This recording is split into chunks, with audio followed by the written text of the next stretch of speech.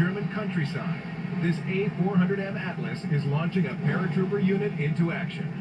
It's only a time slot of a minute to jump out of the plane at the right time in order to be in the right position concerning the wind and the weather to drift into the drop zone. Entering a combat drop zone brings a huge risk for the plane and the crew. We open the rapid door only 3 minutes prior to the drop because we have to reduce the airspeed. So, and if we reduce airspeed, we are a much more easier target for enemy troops. The best part of the job is dropping. To drop the cargo, paratroopers, and opening the ramp at the door during flight is always exciting.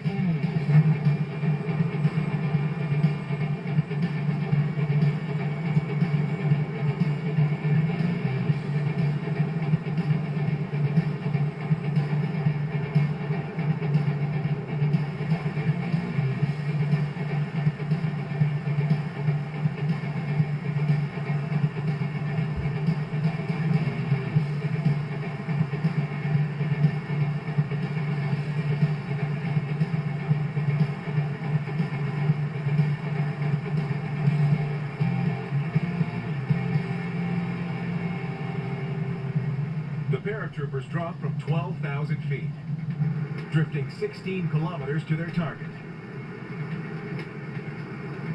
That's very, very good. So no problems, everything was smooth, it's a nice team. Every jump we perform, every mission we perform successfully, we learn more and more and more. And we adapt our missions, our procedures, and we're getting better and better. And that's what we saw today.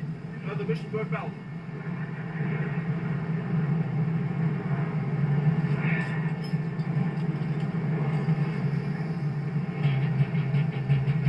It's missions like these that make the Luftwaffe keen to increase its A400M fleet.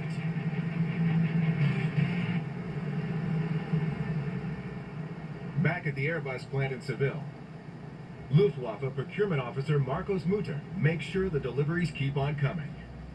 What we need to install is, of course, we will see the center row and the seats on the aircraft. This exactly interface with the cargo hold floor. Yeah, this aircraft we have here is nearly finished now, and so we expect to take it over in about 1 week, and later on we then give it to the German Air Force. Another A400M rolls off the line, bound for Germany. This moment represents over 7 months of work, performed by 540 people. Once you finish, you are able to see your final work taking off. It's a moment to savor, but not for long. You have no time to relax.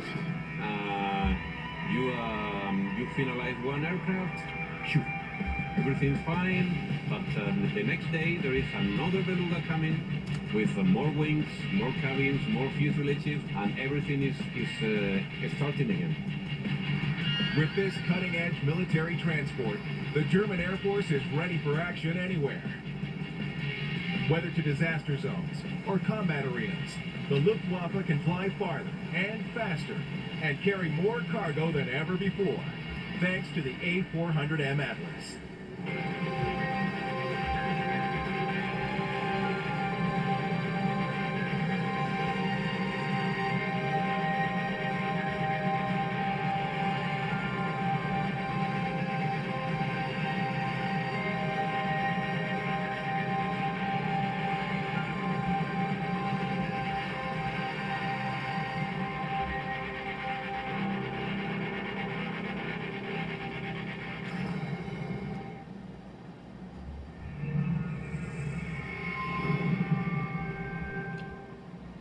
Yeah, I think... And now, a documentary channel presentation. The following program is in described video.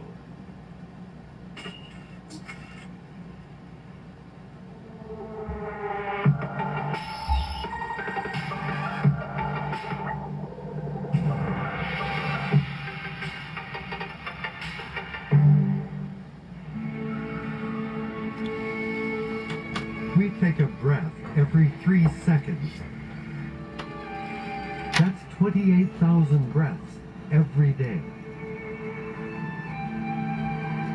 But in major cities around the world, it's getting harder to breathe. 30, 47, 53. Anybody can breathe in that plume. You can smell the metallic tang. Even where air looks clean, there's an invisible threat.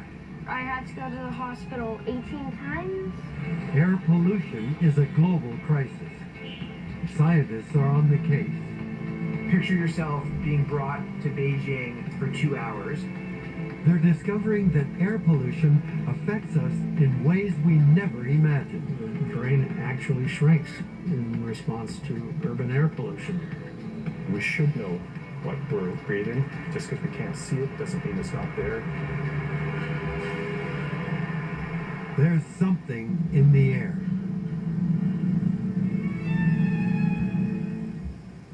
I love being way up along the wilds of the BC coast. But I'm also glad to get home to Vancouver. Cities are exciting places. They're where more than half the world's people live. So they're dirty and noisy, but that's how it's always been. Except researchers are finding that urban living may have more harmful consequences than you might think. A beautiful summer day under a clear blue sky. What a great place to be a kid. But for 9-year-old Matthew Beaudry, the great outdoors can have a hidden danger. I love the outdoors and I love being active and running around. The problem is if I run around too long, my asthma starts to act up. It all began when he was very, very young, a few months old, and he developed a cold and then couldn't breathe. Matthew was born in Mississauga, a large and bustling suburb of Toronto. Every smog day we had to keep him inside. Every time they did construction on the main roads and tarred the roads or paved them, we had to keep him inside. Cars run, buses run. They're out on the roads all the time. Not a whole lot of freedom to be able to go out and enjoy the outdoors, which is exactly what Matthew wants. He was absent his first year of school, 67 days of school that year. Matthew's asthma isn't uncommon. Surprisingly, Canada has one of the highest rates of asthma in the world. It's the #1 cause of hospital admissions for kids. 1 year, I had to go to the hospital 18 times. Matthew couldn't breathe. For his sake, Mike and Tracy had to make the heartbreaking choice to leave their home and move to a smaller city with cleaner air. We kind of uprooted and left my childhood, neighbors that I've known my entire life, but I'm a mom. He loves the outdoors. He's very active. We have been given an amazing opportunity up here to allow him to be a child. I'm a very athletic kid. I like pretty much every sport. It was the best decision for, I think, us and for our family and for him. People like Matthew are the canaries in the coal mine. They feel the effects of air pollution before we are even aware of it. We have amazing blue skies in Canada, and it's sort of like if the sky wasn't blue, it'd be un-Canadian. We have good air quality, and we just can't see the pollutants that are impacting us. What we can't see can hurt us. More Canadians die from air pollution than traffic accidents every year. You playing, Ben? Dr. Greg Evans has spent decades researching air pollution. Air pollution is a complex mixture of all sorts of different chemicals. They can be in the gas phase, they can be in the particle phase. The real concern is fine particles in the air.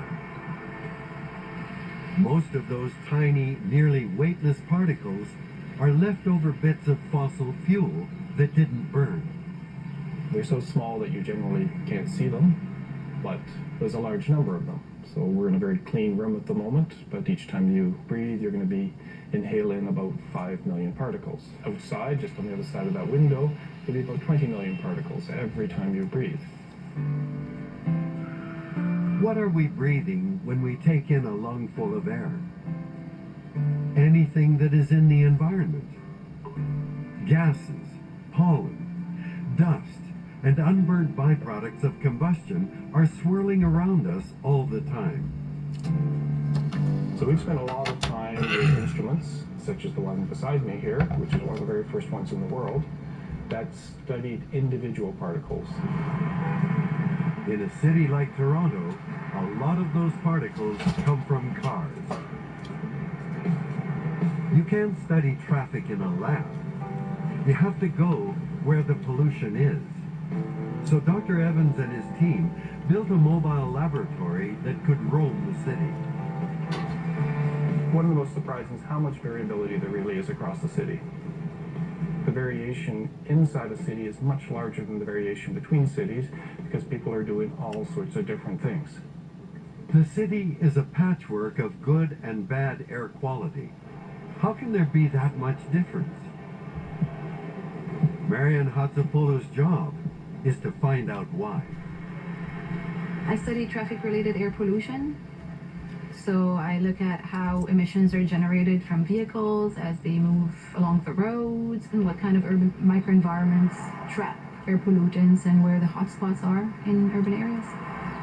My commute, it's green. It involves a lot of walking, which is one of the best ways. I would not drive, not in Toronto. It doesn't work with what I do, what I believe in. There's a new tool in the kit for detecting hotspots. Portable handheld monitors. Advances in these portable monitors has led us now to the development of very, very, very small instruments. And this has really revolutionized the area of air pollution altogether. Now we can measure the air quality in places where even a mobile lab can't go. Almost every year I run a large campaign where I have teams of students, research assistants equipped with personal exposure monitors walking around the city. The idea is to collect data on air pollution, but to better understand what are the factors determining high levels of air pollution. With big advances in air pollution technology, we can measure much finer particles, which we normally refer to as ultrafine particles. And these are really, really fine particles. Laura and Janchi are two of Marianne's foot soldiers. They sample the air for ultrafine particles in different locations around the city. Because they are so small and so fine, from a weight point of view, they mean nothing. The weight doesn't give you an idea of how many there are, so that's why we actually count them. First, they take measurements on the University of Toronto campus. This leafy, quiet part of the campus gets a good reading. Around here it's 14,000 particles per cubic centimeters. It's very low, it's an open area, and there's not too much traffic. Their next stop is an underpass next to a major freeway. 2 times higher than what we had on Pink Circle. Walking past the construction zone, dust and diesel trucks cause a spike in their readings.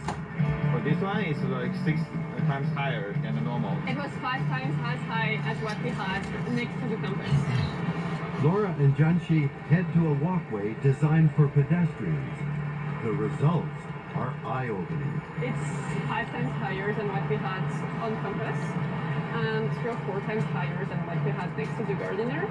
There's a covered walkway right next to the open sidewalk, where the pollution levels are much lower. Outside it was almost 100,000 particles, so it's a lot lower here inside. Some people take the cleaner route, but most see the sidewalk as easier. Next to a tall building, Laura and Janchi find the worst spot of all. Yo, what's going on? It isn't. Oh, really? Gosh, shit, eh?